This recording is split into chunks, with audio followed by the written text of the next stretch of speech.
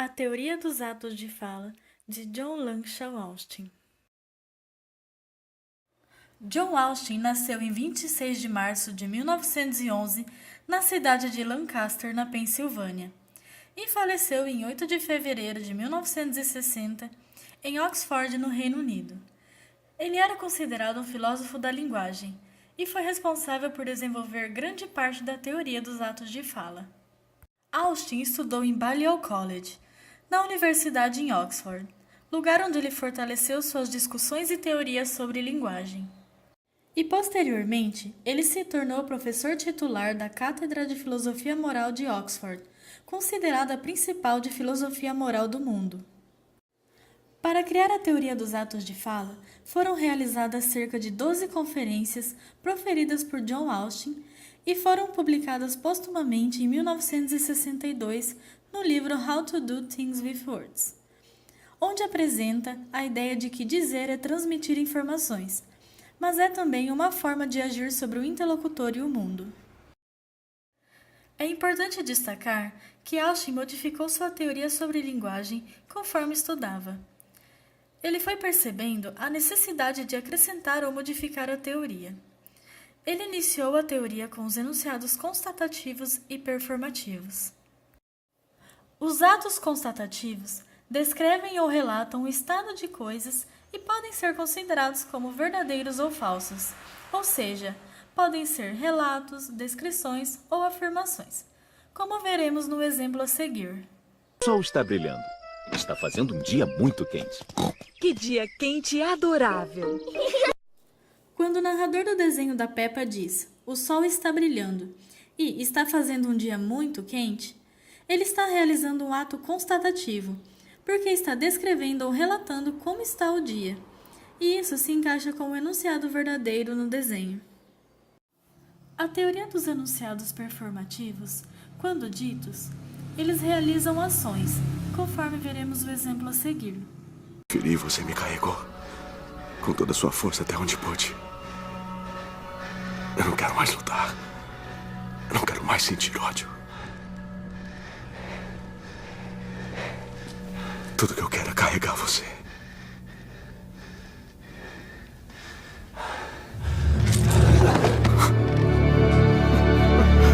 Ajuda! Perdoe-me! Perdoe-me! Perdoe-me! Ao perdoar alguém, você não está descrevendo ou relatando alguma coisa, e por isso não pode ser julgado como verdadeiro ou falso. Porém, ao perdoar, você estará executando o ato, ou seja, você está de fato perdoando alguém. Na cena de batismo, também encontramos o ato performativo. Porém, uma pessoa só estará batizada se este ato for realizado por uma autoridade. Por exemplo, no caso da religião católica, é o padre, e na igreja evangélica é o pastor, conforme o exemplo a seguir. Eu te batizo em nome do Pai, e do Filho, e do Espírito Santo. Nesta cena, quem realiza o ato é o próprio padre. Mas nem todos os atos performativos serão realizados de fato, dependerá da situação e de quem está pronunciando o ato. Em sua terceira conferência, Austin detectou que os atos podem ocorrer em condições de infelicidade, quando ocorrer as seguintes situações: quando for nulo ou sem efeito, quando o orador não tem autoridade para proferir o enunciado. Por exemplo, se um amigo dizer para você: "Eu te batizo em nome do Pai, do Filho e do Espírito Santo", você não estará batizado de verdade, porque essa pessoa não tem autoridade religiosa para proferir o ato. Outra situação de infelicidade é o abuso da fórmula ou falta de sinceridade, que é quando prometemos que vamos sair com alguém, quando na verdade nós não queremos sair. Isso é considerado um abuso da fórmula ou falta de sinceridade. E por fim, a quebra de compromisso. É quando não cumprimos com o que falamos. Por exemplo, prometemos de sair com um amigo e quando chega o dia, nós desistimos de sair. Contudo, Austin percebeu que os atos de fala dependem dos sentimentos, pensamentos e intenções dos indivíduos, e que serão atos infelizes quando o esperado não acontecer, e serão atos felizes quando as condições forem satisfeitas. Em sua quinta conferência, Austin explicou um critério gramatical, ou seja, tudo o que vimos até agora está na primeira pessoa do singular do presente, na forma afirmativa e na voz ativa. Porém, ele percebeu que o ato performativo também é realizado na segunda ou terceira pessoa, plural ou singular, e até mesmo na voz passiva. Conforme o exemplo, pela presente está o senhor autorizado a pagar R$50. Assim, percebemos que estamos autorizados a pagar certa quantia, porém, não está escrito na primeira pessoa do singular. Por exemplo, eu estou autorizado a pagar R$50. Em sua sexta conferência, Austin detectou outro ato gramatical, dos enunciados performativos, que não relacionam nenhuma palavra ao ato que será realizado, e é chamado performativo explícito. Por exemplo, ao dizer estarei lá, eu não necessito dizer prometo que estarei lá, pois ao dizer você está afirmando que comparecerá no lugar combinado. Assim, conclui-se que todos os enunciados performativos realizam algum tipo de ação. Entretanto, Austin percebeu que essa dicotomia era falha, porque o performativo tem uma dimensão constatativa, e essa dimensão pode descrever um ato que realizamos e que pode ser bem ou mal sucedido. Com isso, ele separou os atos como locucionários, ilocucionários e perlocucionários. Locucionário é o ato de fala que consiste na dimensão linguística estritamente considerada nas palavras e sentenças de uma língua específica, empregadas de acordo com as regras gramaticais aplicáveis e dotadas de sentido e referência, como veremos no exemplo a seguir.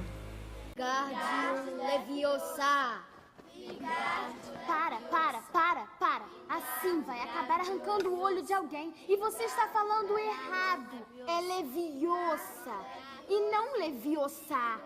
Faz você então, se é tão esperta. Vai lá. Wingardium Leviosa.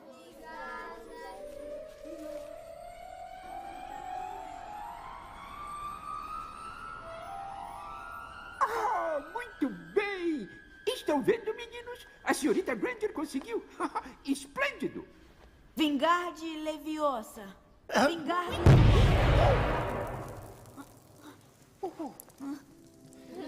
Eu acho que precisamos de uma outra pena aqui, professor.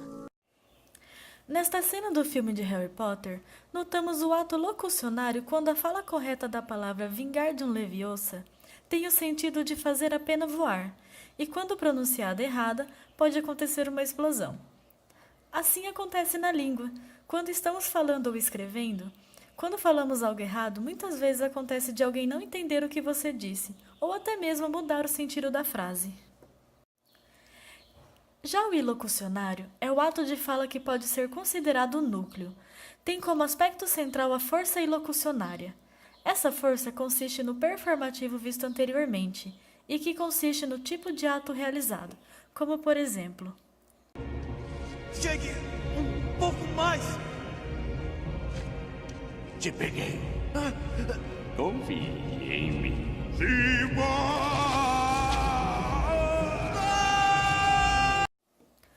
Na cena de O Rei Leão 2, quando Scar diz, confie em mim, ao dizer o verbo confiar, constitui o próprio ato de confiar.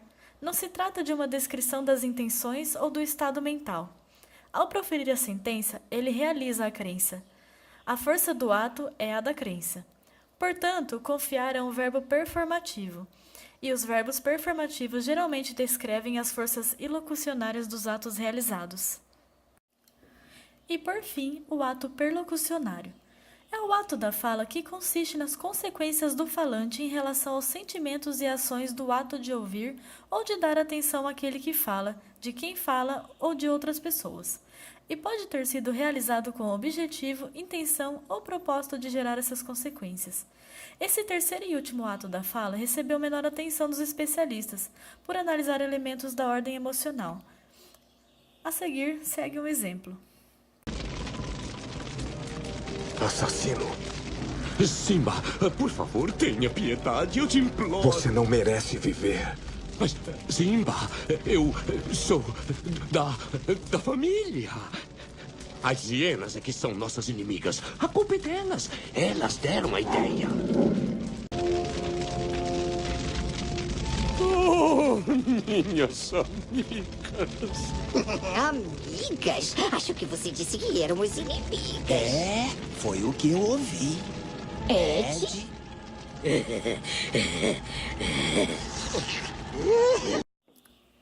Na cena do filme de O Rei Leão, Scar diz para Simba que as hienas eram inimigas, apenas para se livrar da morte, mas não esperava que elas iriam ouvir.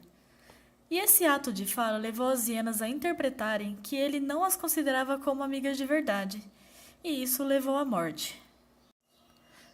Conclui-se que um dos objetivos principais da análise dos atos de fala consiste em tornar explícita o ato da fala realizado. Isso permite identificar o tipo de ato que foi realizado.